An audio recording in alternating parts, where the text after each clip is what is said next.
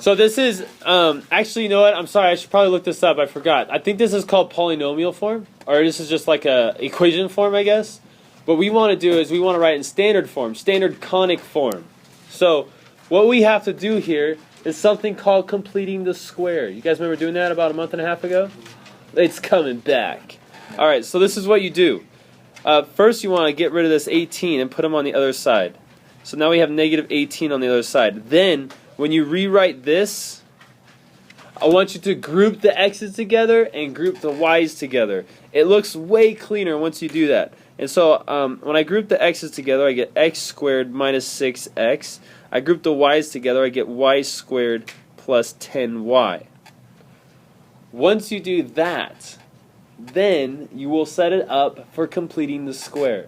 Now some of you guys will start getting really fast at this, and you'll start skipping some steps. Just make sure that you're really careful not to make computational mistakes. So we have x squared minus 6x plus blank for the x's.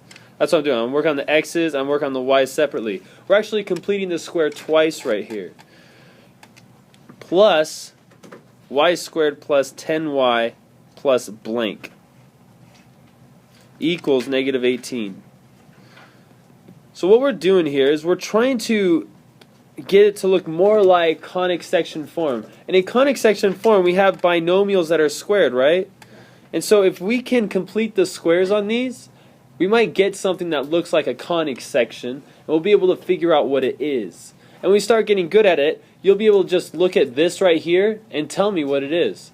Well, you'll be able to tell me if it's a circle or an ellipse, because you have two squareds. I mean, the y is squared and the x is squared, and both of them are positive. If one of them is negative, then you know that it's going to be a hyperbola. If one of them is squared, then you know it's going to be a parabola. All right, well, I'm sorry. I don't want to. We're going to work on those, but let me finish this one. Sorry, I'm talking ahead of myself. All right, so what are we going to add to... Actually, before I say that, if I add this and add this to my equation, it's no longer true. Remember, whatever you do to one side, you have to do to the other side? So if I add these two numbers right here to the left side, what do I have to do to the other side? No. If I stay on the okay, good. I'm glad you guys said that. If I stayed on this side, let's say, oops.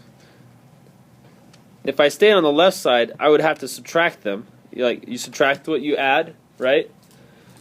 But I don't want to stay on that side. I want to go to the other side. What would I do to the other side?